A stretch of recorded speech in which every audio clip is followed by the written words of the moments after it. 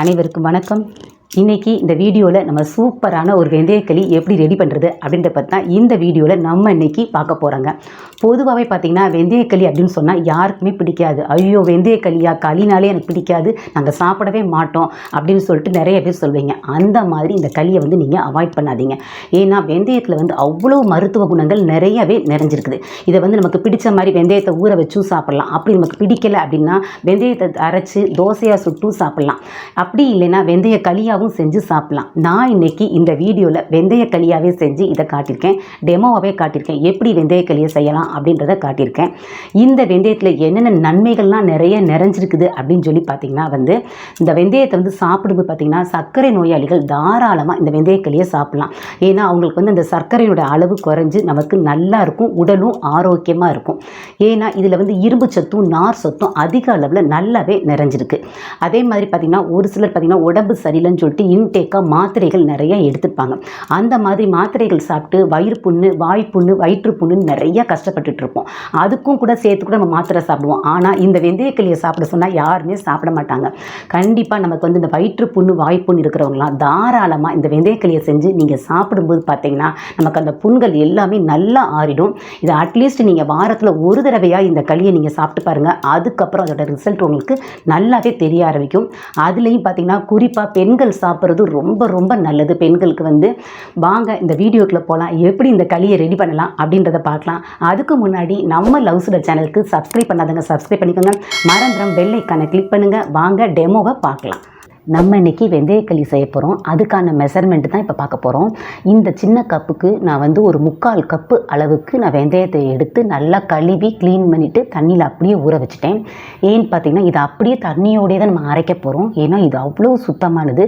பாருங்கள் இதனோட எசன்ஸ் எல்லாமே இறங்கியிருக்கு. தண்ணி ரொம்ப ரொம்ப வாய்ப்புண் வயிற்றுப்புண்ணெலாம் ஆற்றும். அடுத்தது நம்ம எந்த கப்புக்கு எடுத்தோமோ அதே கப்புக்கு 2 கப்பு அளவுக்கு நான் அரிசி, அதாவது இட்லி அரிசியை நான் எடுத்திருக்கேன்.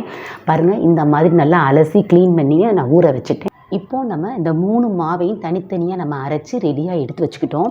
பாருங்கள் இதில் நம்ம அரிசி தான் நம்ம நிறையா போட்டிருந்தோம், 2 கப் அளவுக்கு போட்டிருந்தோம். ஆனால் இப்போ பார்த்திங்கன்னா வெந்தயம் தான் நல்லா அதிகமாக வந்திருக்கு. எப்பயுமே வெந்தயக்களிக்கு வெந்தயம் தான் நமக்கு அதிகமாக வரும். ஏன்னா அது ஊர்னாலே நிறையா இந்த அளவுக்கு அதிகமாக நமக்கு வந்துடும். இப்போது இது எல்லாத்தையும் ஒன்றா கலந்துடலாம். ஃபஸ்ட்டு பாருங்கள் நான் அரிசி மாவு அரைச்சி நான் ரெடி பண்ணி வச்சது கூட கொஞ்சமாக வச்சுருந்தேன். அந்த உளுந்தையும் அரைச்சி இது கூட நான் உள்ளே சேர்த்துக்கிறேன். இப்போது நம்ம அரைச்சி வச்சுருந்தா இந்த வெந்தயத்தையும் நம்ம உள்ளே சேர்த்துக்கலாம். இந்த மாதிரி எடுத்து நல்லா உள்ளே சேர்த்துக்கோங்க. வெந்தயத்தையும் அது பார்த்திங்கன்னா நமக்கு தேவையான அளவுக்கு கொஞ்சமாக நம்ம உப்பு சேர்த்துக்கலாம். பாருங்கள் இந்த மாதிரி உப்பு சேர்த்துட்டு இதை எல்லாத்தையும் நல்லா ஒரு கரண்டி வச்சு நம்ம நல்லா ஒன்றா இந்த மாதிரி நல்லா கலந்து விட்டுடுங்க. நான் ஒரு குக்கர் எடுத்திருக்கேன், தண்ணி ஊற்றிருக்கேன்.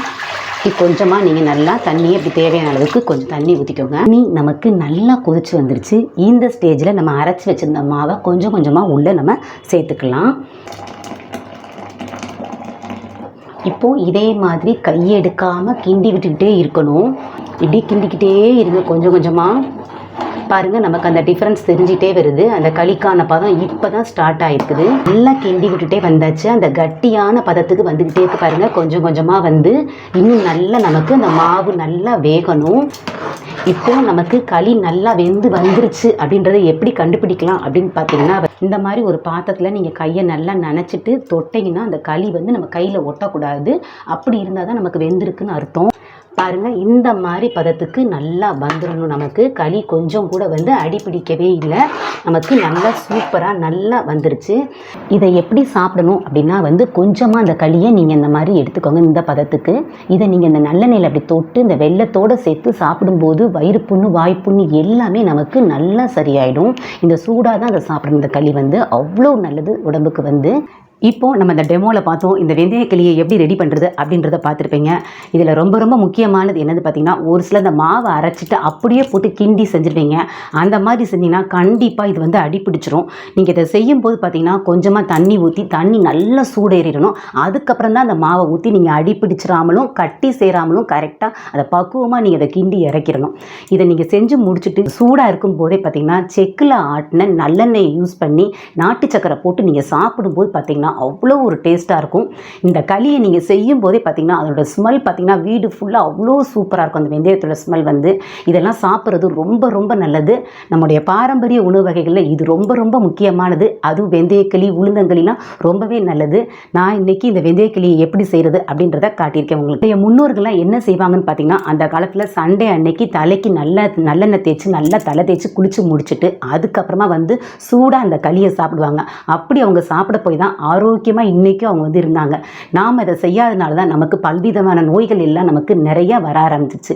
நீங்கள் அதனால் இந்த வெந்தயக்களியை நீங்கள் ட்ரை பண்ணி சாப்பிட்டு பாருங்கள். அது ரொம்ப ரொம்ப நல்லது. மருத்துவ குணங்கள் நிறையவே நிறைஞ்சிருக்கு. ட்ரை பண்ணி பார்த்துட்டு இந்த களி உங்களுக்கு பிடிச்சிருந்தது அப்படின்னா லைக் பண்ணுங்கள், ஷேர் பண்ணுங்கள், கமெண்ட்ஸ் பண்ணுங்கள். நம்ம லவ்சுடர் சேனலுக்கு தொடர்ந்து சப்போர்ட் பண்ணுங்கள், சப்ஸ்கிரைப் பண்ணுங்கள். உங்கள் அனைவருக்கும் நன்றி.